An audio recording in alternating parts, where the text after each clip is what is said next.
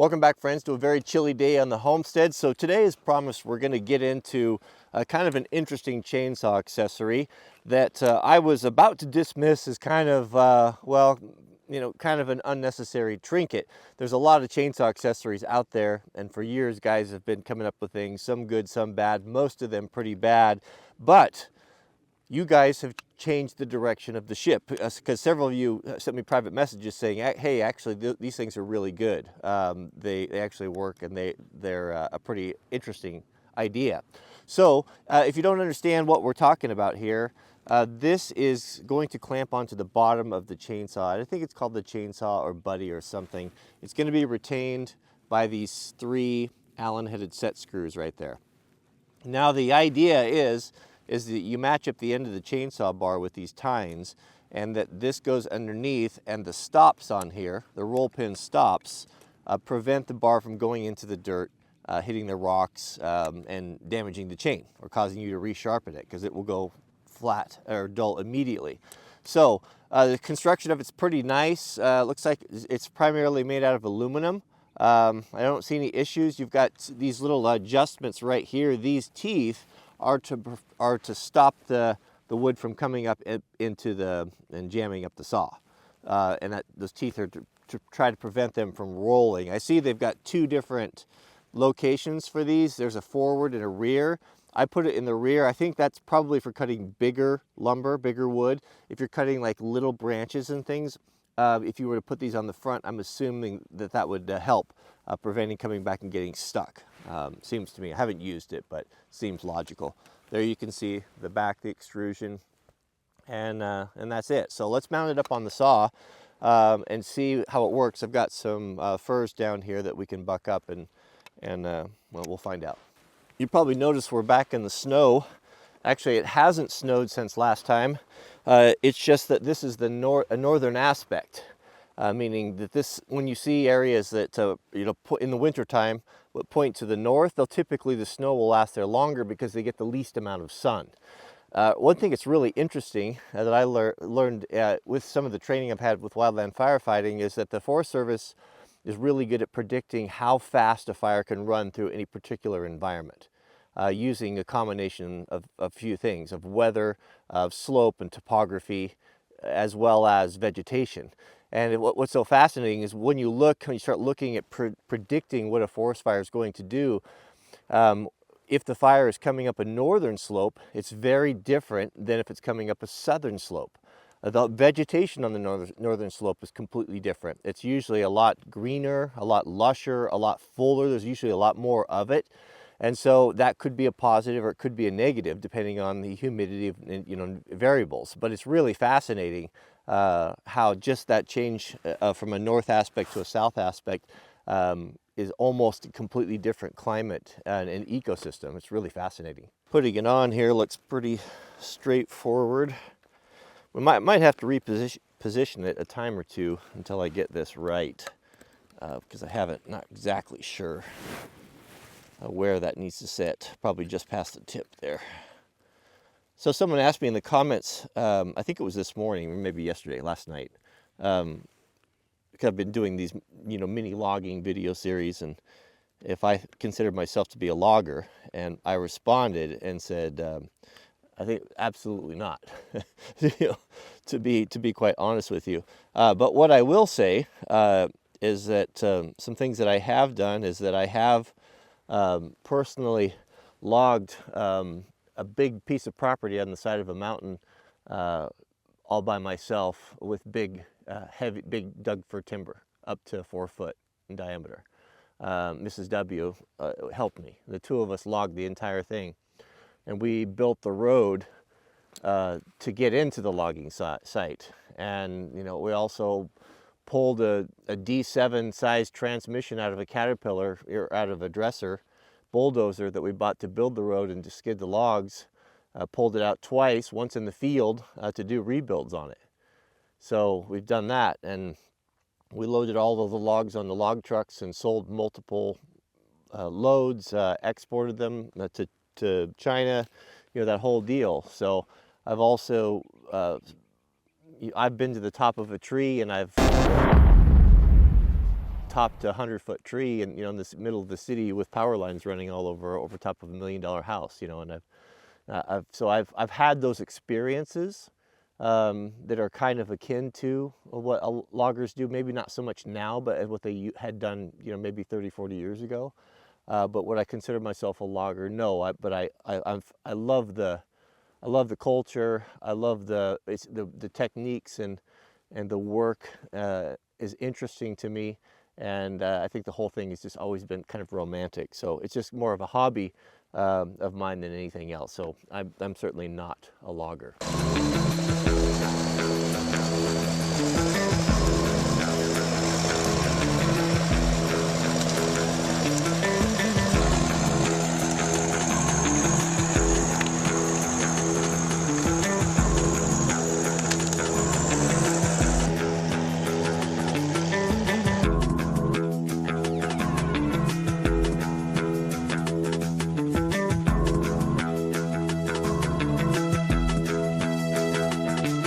So my initial impressions here, putting it on, I'd like to see on these set screws, I'd like to see something with some little points on them.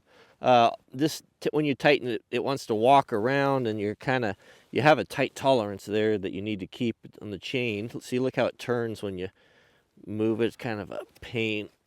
It's like trying to start a drill, you know, without center punching, you know, when you're drilling steel or something. It's I don't care if it bites into the bar, you know, that's not going to hurt anything, as long as you stay above the bar groove, the chain grooves. All right, I think we got it on there. If that is aluminum, it's, you know, be careful not over tighten, but you don't want it. This is going to be vibrating like crazy down here, so I don't know how those are going to stay tight. Let's make sure that our chain is free. We don't want it to bind up there. You can see, looks like that chain is coming through there. You want to make sure it's tight too. You don't want that flopping down there and catching that. That's going to just wreak havoc on everything. So you don't want to take this thing for granted. I think these things might come loose too. I've got them really tightened, but we'll see. All right, so this is how we set it up. And the idea is we can't put the bar in the ground because of these stops. So it drops down, comes up. It's going to definitely add weight to the tip of the saw, which is the worst possible thing you want. So fatigue-wise, you're looking at, you know, a major deal. Just try to hold something heavy out, fully extended arms. You put a 32-inch bar. Speaking of bar, dadgummit, I put the bar on backwards. Well, I'll just run the saw upside down. The same thing should work. Man, I don't know. It is heavy. It is surprisingly heavy. Hanging out there. What's my impression here before using it? I have to say I've got the Charlie Brown face. You know, it's not smiling, it's not happy. It's, you know, it's kind of both. You're kind of in between. I don't know. Maybe this would be better on a. We got to use it first. Oh, I wanted to tell you, there's news. There's news on the. Of course, it's known by most of my subscribers who have followed the channel for a long time that I wear a hairpiece. But one interesting thing, so as you guys know, I wear these really cool hipster trendy glasses. They got the Maltese cross on the side. You know, they're really edgy, and so I thought that they really enhanced the whole thing. Now that I'm a public figure, I have to, you know, look to my image and all. But the interesting thing is that the company that makes these glasses actually reached out to me with I don't know how else to say it. It would be a cease and desist. Apparently, they're really upset that I'm wearing their glasses, showcasing them on these videos that are getting thousands of views, because they're trying to market their product to a younger, hipper, trendier crowd. And the fact that, you know, of course, that I wear a hairpiece and I don't meet their demographic, they're really cross about it, and they're asking me to stop wearing their glasses. So, what do you think? Should we bow to them and go ahead and do it? Maybe get something that's a little bit more age appropriate, or should we just kind of keep on going and just troll them a little bit? You let me know. We'll put up a poll. But let's try the cutter. All right. Ooh, that's heavy. Let's give it a go. You know, a lot of guys say that there's the debate rages on between the Husqvarnas and the Steels, and always will. But it's kind of been understood that the Huskies start better in cold weather. I don't know if that's true or not. All these northern guys are always saying that. It's cold now, so let's hit the compression release and let's see. This hasn't been started. It's a dead cold saw.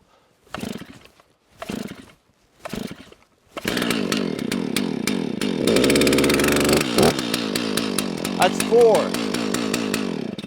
So let me know, how does your Husky start in less poles than that from being below freezing? We'd like to know.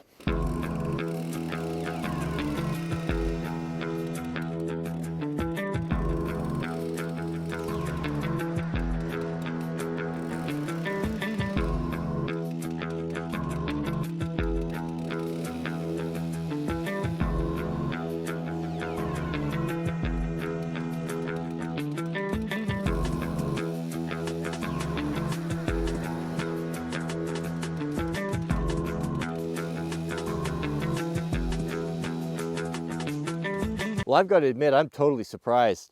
That thing really, really works good as far as keeping your chainsaw out of the dirt. The weight's not such a big deal because it spends most of the time kind of already resting on the ground, so the ground's kind of carrying it. There was a little bit of a learning curve, kind of how to come into it, and it was progressively getting worse because my logs were getting bigger. This size right here, my last cut, this guy, I don't know, what's that, 6 inches across or so? Was almost too big for this. So even with those teeth set all the way back, it was kind of hard to get all the way through it. It was possible, but I had to kind of push and come at it from a couple different angles. So, which is fine because I consider this to be, this is still a log. This is certainly not a branch. So this little cutter is better fitted for the smaller stuff. I noticed it right away, just as this progressively got bigger. How it was harder to cut. But this one, we have the smaller piece right there. Let's try it on this guy. I think we're going to be pleasantly surprised here.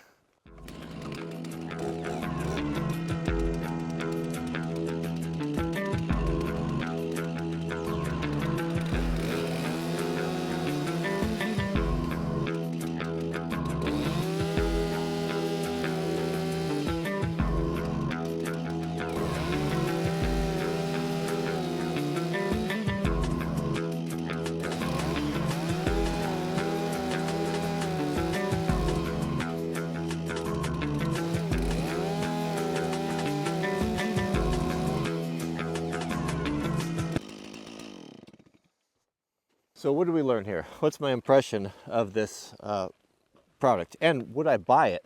So thanks to Ken, our friend Ken, who sent this to me. This is not something I would have ever purchased. I think I may have even seen these before, like on Baileys.com. But Ken sent this. He's always sending the fun stuff, and so I tried it. I don't even know what it's called, and I don't know how much it costs. I did see that that there's a video out there, at least from, I think it's Madsen's, that they're featuring it. So, no, that's a bad sign right there. We had a failure right in live video stream. Yeah. So the roll pin came out, and that could be fixed. But this would have fallen on the ground. Let's say you wanted to use this, and you were gonna have a big firewood cutting day, and you bolt this on there. This would have fallen on the ground. It would never happen twice, where it actually fall in a little pile of white snow where you could retrieve it. And I'll probably lose it before this video is over here, so I'm going to zip it up in my pocket. What do we have here? Do we have something that is a clever invention that works well enough, but is something that we don't need? So let's look at it from the decluttering perspective that all of us, I hope, are getting into in simplifying our lives. Do we need another tool to do a job that we've been doing perfectly fine without it?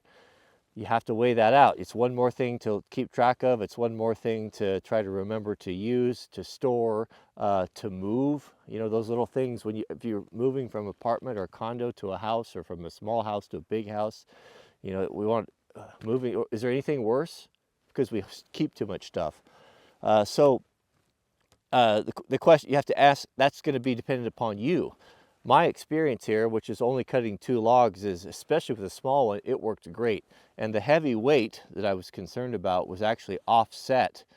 It was actually less fatiguing to use this in that capacity with the jaws, because they were resting on the ground, and you didn't have to always be having that upward pressure waiting to pull the tip of the saw before it breaks through the log. So in that case, if you were cutting like limbs on asphalt or concrete, man, it would be hard not to buy one of these, right? But if you're cutting bigger logs and you're an experienced guy and you don't put your chainsaw bar in the tip in the bar typically, you know, maybe not so much. So you have to decide that. There's no question that it does work. The build quality of it is it's a little bit dodgy. I saw those roll pins, the way that they were kind of like the holes had been drilled wrong and they were kind of sticking out at different angles, and it didn't seem that they were pushed in far enough. And so, you know, I don't know, maybe that's a one-off. This is my only experience. But it does work, no question, on smaller stuff. How would I employ this? Will I use it in the future? If I don't lose that roll pin, I probably will. I wouldn't, it's a drag to put it on, you know, so you got to have the Allen wrench and all of that. What I'd probably do is if I had a bunch of limbs to do, I would do my forestry cleanup a little bit different having this tool, because I would take those small branches that I don't use for firewood, because oftentimes they're just such a hassle to cut, and I would pile them up, lay them out on the ground until I had a whole bunch of them. Then I'd install this thing, and I would use it. I would use it, yeah. I think it's going to take less effort. Did the other roll pin fall out too? They both fell out. I mean, you just can't make that stuff up. That's very disappointing. Now I've got to keep track of 2 of these things. I mean, now the possibility of me losing it is just doubled. Look, I already don't even know. There it is. Okay, zip it up. I hate losing that little hardware. It's so difficult to replace. If you don't have the part numbers, or you don't know, is it metric or standard? It's just awful. So yeah, apart from that, those roll pins pushing out, and it looks to me that the holes are. Looks like the holes weren't drilled correctly, maybe. I don't know. A little Loctite 243 in there. That will take care of that, as we all know. Okay, well, I guess that's it. Thanks for watching. Would I buy this tool? Like if I lost it, if I didn't get from here back up to the barn here, would I be disappointed? Would I buy another one? I don't know. I might. I'd have to give you the Charlie Brown face on that. Here's what I would do. I wouldn't buy it until I had a whole big old pile of limbs, knowing that limbs are the best firewood because they're so much denser than the trunk wood. That whole pile of those, and I knew that they were going to go to waste, and I was going to lose some of the best firewood in the world because I didn't want to cut all those tiny little branches in the rocks. Then I'd go order one. Yeah, probably. That's exactly what I'd do. I know I would. All right, thanks for watching. We'll see you guys in the next video. Oops, I guess we're not done yet. There's more. I just realized I was cleaning up here that I shot the video and I didn't wear my chainsaw chaps. I thought, oh no, man, I get so much heat. Mrs. W gets, well, people's private message Mrs. W and point out the fact that I was not wearing my chainsaw chaps in videos, and I get in trouble at home because I told her I would, but I'd completely forgotten. So should I reshoot the video or just let it go? It was kind of a controlled environment where we were cutting. It's so funny that I was watching, my favorite YouTuber by far is Six Hexenhammer, the news commentator guy. He is absolutely, he's just brilliant. He's really, really smart, impressively smart. But he uploaded a video today that was really funny. He was talking about the top 5 things that have changed in his life, or the really noticeable things since he's become a popular YouTuber.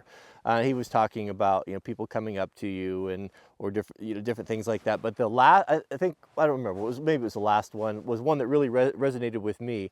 And he talked about, if you ever make the tiniest mistake online, if you have a small channel that has like 5 or 10 subscribers, you know, nobody cares. You're never going to hear about it again.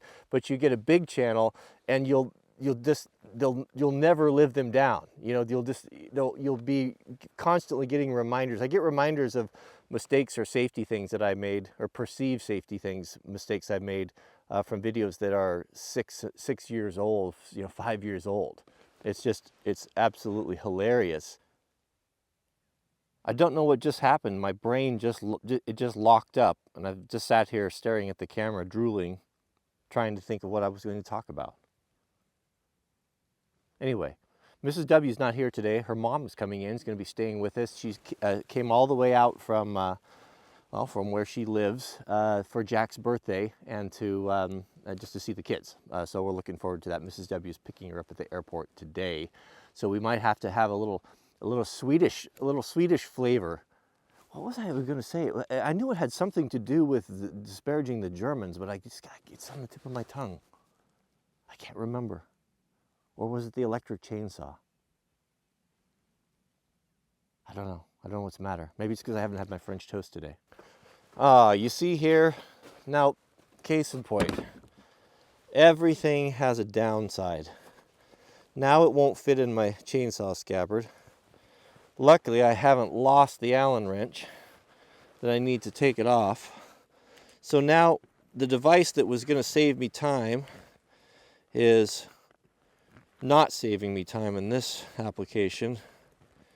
And also the fact that I have to now go back to the shop and repair it and figure out why the roll pins are coming out and Loctite everything, and find a place to put it, and then try to, is it really worth it? Everything requires a sacrifice. I don't know why that is. That is life, though, isn't it? Why does there have to always be a sacrifice? Is there anything in life that doesn't require a sacrifice? I don't think there is. I really don't think there is.